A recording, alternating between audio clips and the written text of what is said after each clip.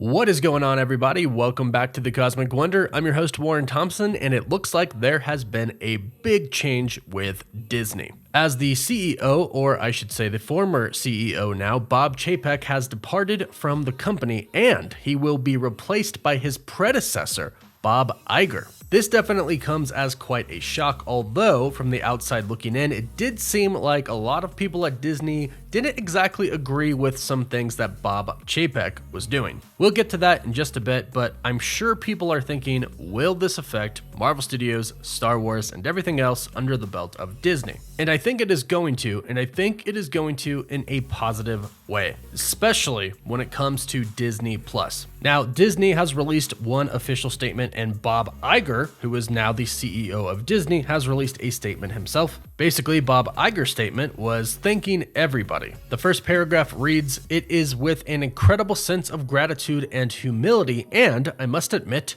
a bit of amazement that I write to you this evening with the news that I am returning to the Walt Disney Company as Chief Executive Officer." He then congratulates the employees and cast members for all the success that they have had at Disney and that Disney has had over the past couple of years since he's been gone. Then he says they will hear more from him tomorrow and in the following days and weeks to come. Now, here is Disney's official statement. They say, "We thank Bob Chapek for his service to Disney over his long career, including navigating the company through the unprecedented challenges of the pandemic. The board has concluded that as Disney embarks on an increasingly complex period of industry transformation, Bob Iger is uniquely situated to lead the company through this pivotal period." So basically, this pretty much sounds like Disney's board of directors fired Bob Chapek. Now, when Bob Chapek first came on, him and Bob Iger would work together. Bob Iger would kind of, show him the ropes, help him get situated, and rumors had it that they didn't exactly agree with a lot and see eye to eye. There were also other rumors that suggested a lot of people at Disney didn't see eye to eye with him as well. So it doesn't exactly come as a huge shock. But here's what Bob Iger has to do with it. Disney released a statement stating, "Iger has agreed to serve as Disney's CEO for 2 years with a mandate from the board to set the strategic direction for renewed growth and to work closely with the board in developing a successor to lead the company at the completion of his term." So it seems like they were unhappy with the way things have been over the past few years. They brought Bob Iger back because he did an incredible job. They want him to be CEO for 2 years, and they also want him to find and train a successor. Now again, how will this affect Marvel Studios? Well, I think it's going to affect Disney Plus. A lot of people have expressed that Phase 4 of the MCU has kind of been the worst phase out of all the phases. This is really hard to say and also really hard to judge because it's the first phase where we have Disney Plus shows, not just movies. However, it does seem like Marvel Studios is doing a lot. We went from having 2 to 3 movies a year to having 4 movies a year plus 5, 6, 7, who knows how many Disney Plus shows, and then of course specials as well. This is a lot, and we've heard rumors and reports that the employees aren't exactly getting treated the best. They're getting overworked and they're underpaid. And some have said that the quality of the Disney Plus shows isn't really there. In some shows it is particularly lacking. And even I can admit that the CGI in some of these shows and the writing in some of these shows hasn't exactly been the best. Right now we're unclear on how this change will affect Marvel Studios, but I'm assuming if it is going to have an effect, it'll be on the frequency that Marvel releases shows. I'm assuming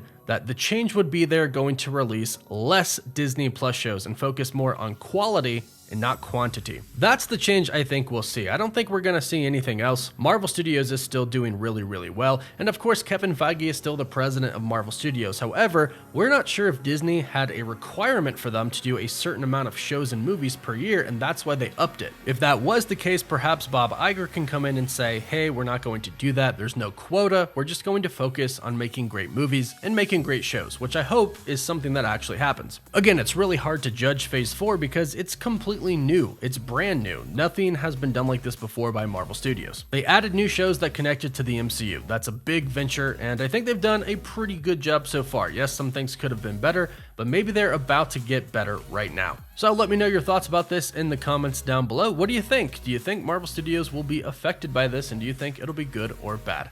Don't forget to like the video and subscribe to stay up to date on all things relating to the MCU. For live updates, you can follow me on Instagram and Twitter. And as always, thank you all so much for watching. Woof woof.